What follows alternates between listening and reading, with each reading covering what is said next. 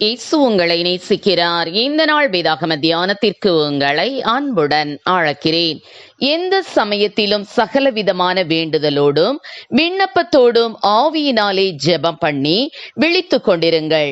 எபேசியர் 6:18 தேவ ஊழியர்கள் நிறைந்த கூட்டம் ஒன்றில் அமெரிக்க தேசத்தின் மாபெரும் எழுப்புதல் பிரசங்கியார் D.L. மூடி என்பவர் ஆண்ட்ரூ போனரை பார்த்து, உங்களுடைய பயனுள்ள அர்ப்பணிக்கப்பட்ட வெற்றி வாழ்வின் ரகசியத்தை இந்த ஊழியர்களுக்கு கூற முடியுமா என்று கேட்டபோது உடனே அவர், எனக்கு முன்பாக குழுமியிருக்கும் எனது இளம் சகோதரர்களுக்கு நான் கூறிக்கொள்வது என்னவென்றால், கடந்த 40 வருட காலத்தில் ஒரு நாளை கூட என் தேவனுடைய கிருபாசனத்திற்கு முன்பாக மண்டியிடாமல் தவறவிட்டதே கிடையாது. அந்த தனி ஜெப வேளையே என் ஆசீர்வதிக்கப்பட்ட வாழ்வின் ரகசியம் என்றார்.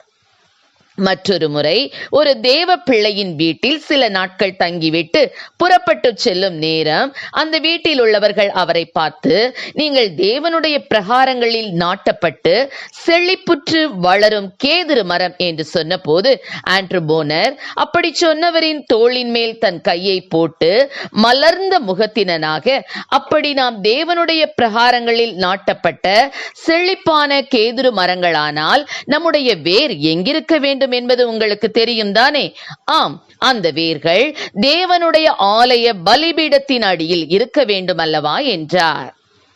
இன்னொரு சம்பவத்தில் ஒரு தாயார் ஒரு சமயம் ஆண்ட்ரூ போனரை பார்த்து, ஐயா, நான் என் குமாரனுடைய மனம் திரும்புதலுக்காக கடந்த 24 ஆண்டு காலமாக பற்பல விதமான முயற்சிகளை செய்தும் அவனுக்காக ஜெபித்தும் வருகிறேன்.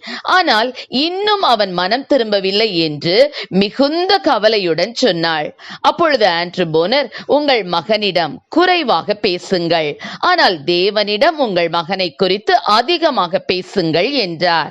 இந்த வார்த்தைகளை அந்த வாலிபன் கேள்விப்பட்டு மிகவும் உணர்ச்சி வசப்பட்டு தேவனுக்கு தன்னை ஒப்பு கொடுத்து மனம் திரும்பி ரட்சிக்கப்பட்டான்.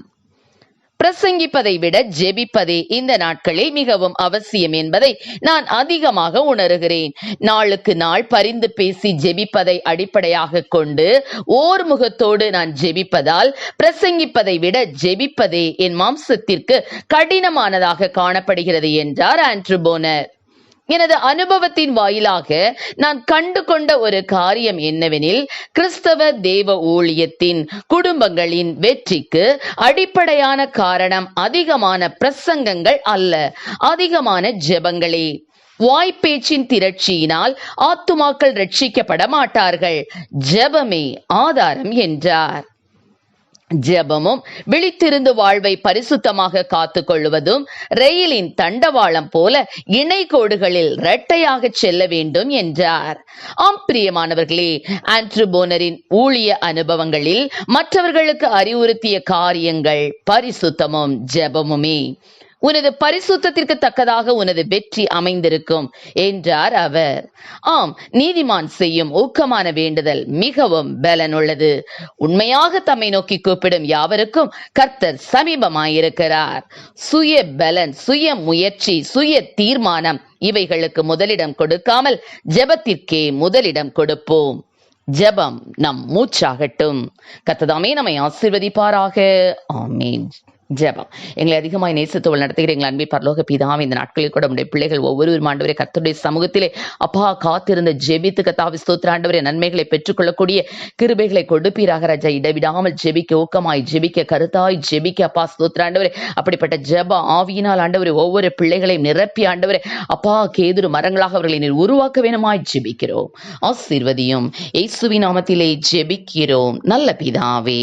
ஆமென்.